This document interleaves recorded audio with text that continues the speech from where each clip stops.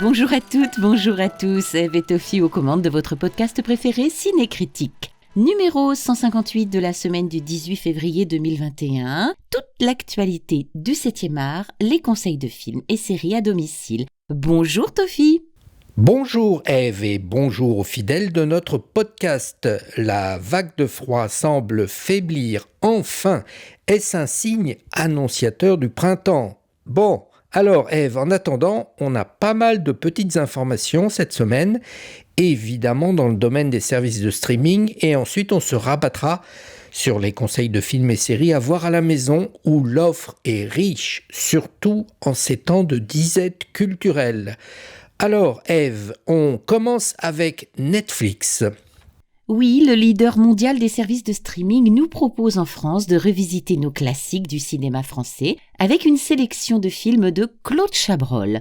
Tout le monde a déjà vu un film de Chabrol, bien sûr, mais il est toujours intéressant de se pencher sur le personnage de ce monsieur Chabrol. En effet, né en 1930 à Paris, il fut membre de la génération de la Nouvelle Vague, mais peu de personnes savent qu'il commence sa carrière comme critique de cinéma, puis producteur, avant de passer à la réalisation. D'un style volontiers sarcastique, il alterne en plus de 50 ans de carrière comédie de meurtre, drame, film noir, film de genre, documentaire et adaptation cinématographique littéraire. Il a réalisé au total plus de 70 films, de qualité inégale, il faut bien le dire, pour le cinéma et la télévision et meurt à son domicile en septembre 2010, à l'âge de 80 ans. Netflix nous propose de voir ou revoir 8 films de Claude Chabrol. Certains sont devenus des classiques comme Une affaire de femme, Madame Bovary, La cérémonie, et d'autres un peu moins comme L'enfer, Betty, Rien ne va plus, Merci pour le chocolat et enfin La fleur du mal. L'occasion de se replonger dans une œuvre originale et grinçante de la fin des années 80 aux années 2000. Autre nouvelle assez surprenante, Eve, MK2 ouvrira en mars prochain son cinéma-hôtel à Paris. Imaginé par les frères Nathanaël et Elisha Karmitz, le Paradiso, c'est le nom de l'hôtel, sera situé au-dessus du MK2 Nation à Paris, boulevard Diderot, dans le 12e arrondissement. 34 chambres pouvant se transformer en autant de salles de cinéma privées, mais aussi 2 suites cinéma, un bar, un cinéma en plein air sur le toit terrasse, une salle de karaoké, des espaces d'événements et de coworking. Non, jetez plus, la coupe est pleine. Ce nouveau concept prend une tournure particulière en ces temps de fermeture de salles et d'absence de touristes dans la capitale. Oui, Eve, et espérons que ce projet pourra voir le jour dans de bonnes conditions. En effet, ce projet unique au monde, explique un communiqué du groupe, se veut un lieu où pour la première fois la dimension cinématographique se décline dans chaque espace, dans les 6 traditionnelles salles obscures du cinéma MK2 Nation, mais aussi dans l'intimité des chambres et suites transformées en espaces de projection privés et même sur le toit, terrasse, grâce à un cinéma en plein air avec vue imprenable sur les toits de Paris. Les chambres accessibles à partir de 100 € pourront se convertir en salle de projection privée. La fenêtre se métamorphosera en écran de projection de 3 mètres de large avec un accès illimité à toutes les meilleures plateformes VOD et à tous les services de l'hôtel depuis son lit grâce à un parcours 100% digitalisé sur tablette. Pour les amoureux bien sûr et les amoureux du cinéma. À suivre donc.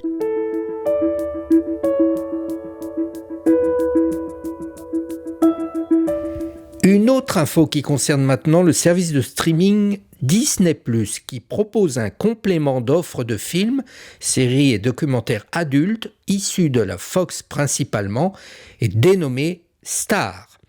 De la comédie au drame sans oublier de nouveaux Star Originals, Star est inclus dans l'abonnement Disney+, dès le 23 février, moyennant une légère augmentation mensuelle de 2 € par mois, suivant la formule.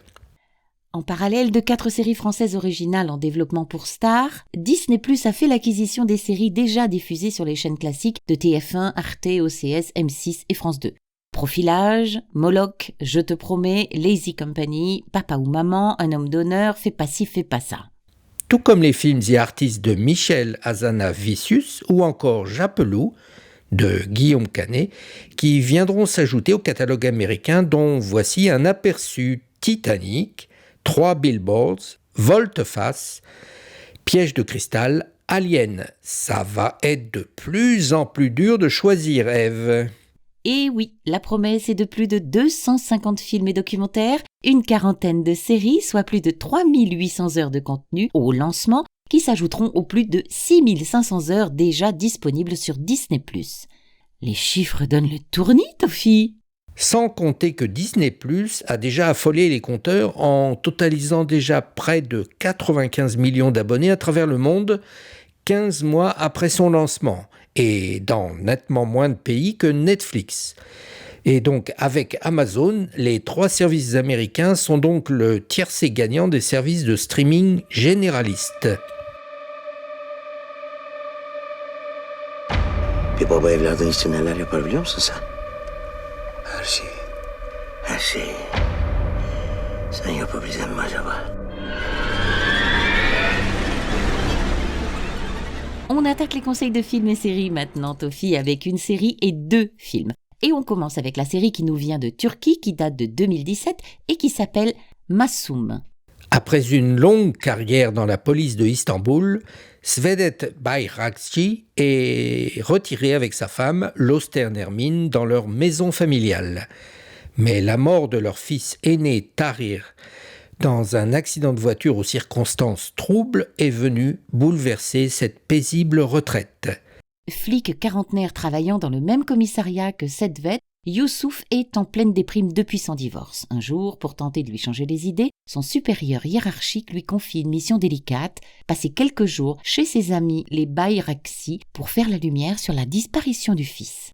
Avec Masum, les personnages se mettent en place. Un policier retraité bouleversé par la mort de son fils, un flic divorcé en pleine déprime. La dramaturgie du réalisateur turc Berkun Oya signe ici une série envoûtante. Masum veut dire innocent en turc. Par petites touches, le décor naturel des côtes turques et l'atmosphère générale changent de couleur et prennent une teinte plus sombre. On découvre à la faveur d'une virée en mer que le fils cadet des Bayrakçı, Tariq, est devenu alcoolique et fou. L'intrigue se déploie lentement entre le présent et le passé et le suspense s'installe à tous les niveaux du récit. Le découpage nous permet d'aller et venir habilement dans les époques et découvrir les différentes facettes des protagonistes. L'intrigue se met alors progressivement en place, rendant la série très addictive.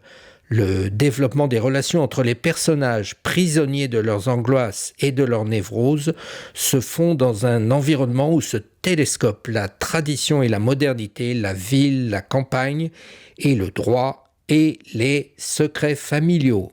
Ce huis clos d'une famille complètement déboussolée par la maladie mentale est absolument captivant et est servi par des interprétations de très grande qualité, même si le sujet n'est pas très gai. En 8 épisodes d'environ 50 minutes, Masum est une série à la fois mystérieuse et terriblement humaine. On vous la conseille, Masum est une série turque disponible sur Netflix.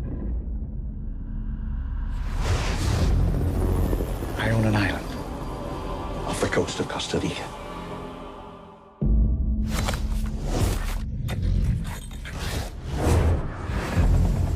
I've spent the last 5 years setting up a kind of biological preserve. On change nettement de sujet et d'ambiance, plus axé sur la détente et le fantastique, avec la recommandation d'un film de 93, devenu un classique et à l'origine d'un concept développé avec de nombreuses suites depuis. Je veux parler du film de Steven Spielberg, Jurassic Park, avec Sam Neill, Laura Dern et Jeff Goldblum, disponible sur Prime Video et Netflix. On en rappelle le sujet. Le milliardaire John Hammond se lance avec son équipe dans le clonage de dinosaures. Ils ont réussi, à partir d'une goutte de sang absorbée par un moustique fossilisé, à faire renaître une dizaine d'espèces de dinosaures. Ils s'apprêtent maintenant, avec la complicité du docteur Alan Grant, paléontologue de renom, et de son ami Ellie, à ouvrir le plus grand parc à thème du monde. Mais c'est sans compter sur la cupidité et la malveillance de l'informaticien Denis Nedry et éventuellement des dinosaures, seuls maîtres sur l'île. On a revu ce film culte et premier d'une longue lignée et on doit avouer qu'on a marché à fond. L'épreuve du temps n'a pas rendu le film ni ringard ni fade, bien au contraire. L'histoire est évidemment abracadabrante, mais on reste surpris par l'intensité dramatique et l'impact de certaines scènes absolument dantesques. En dosant avec brio science-fiction, horreur, suspense, humour parfois et même réflexion sur le progrès, Steven Spielberg signe ici un excellent film divertissant, non dénué de morale. La mise en scène de Spielberg est d'une maîtrise rare. Chaque plan est travaillé avec minutie et sa caméra fait merveille dans les scènes d'action, le rythme du scénario comme dans l'usage des trucages numériques de l'époque. Le film nous ramène vers un sentiment d'émerveillement intact presque 30 ans après sa sortie, mais aussi tient un discours critique sur l'avidité de la société du spectacle et l'inconscience face aux découvertes génétiques. Pour la petite histoire, le film a eu un grand succès à sa sortie en salle avec plus de 6 millions d'entrées en France en 1993. Il relance la fascination pour les animaux de la préhistoire, surtout auprès des jeunes enfants, et dépoussière et valorise les sciences de la paléontologie et de l'histoire de notre planète.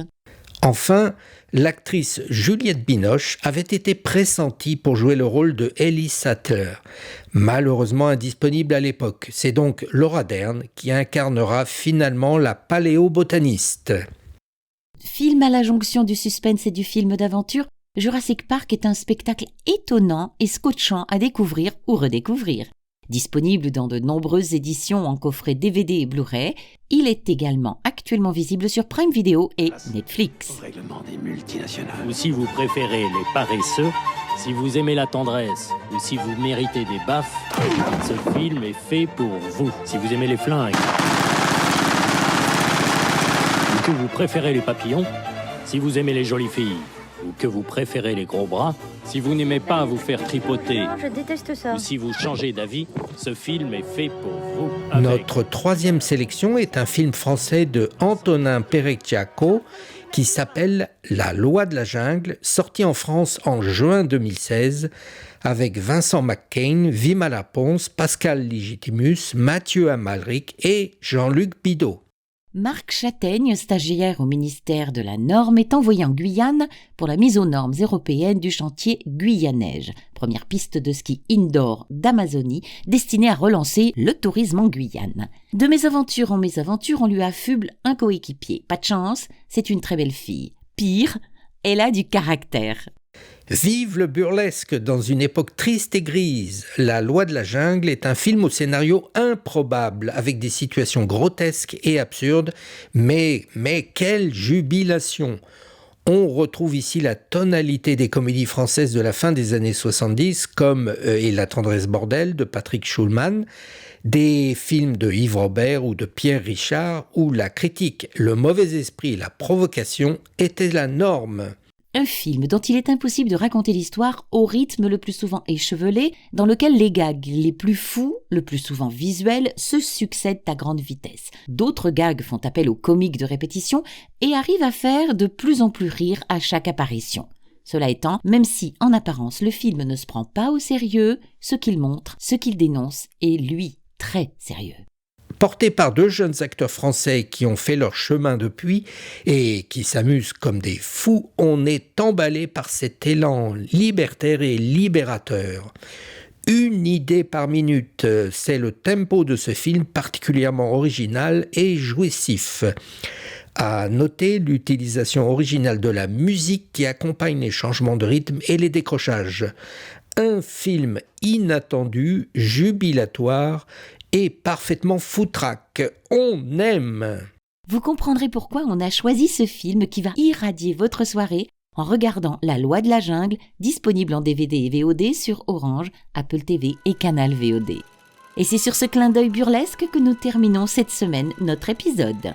N'hésitez pas à parler de nous autour de vous, de vous abonner et de le noter à partir de votre application préférée. Vous ne pouvez pas nous louper. Le podcast Ciné-Critique est présent sur les applications de podcast SoundCloud, Apple Podcasts, Spotify, Deezer, YouTube, Instagram et Tumblr. Très bonne semaine à toutes et tous, prenez soin de vous et à jeudi prochain.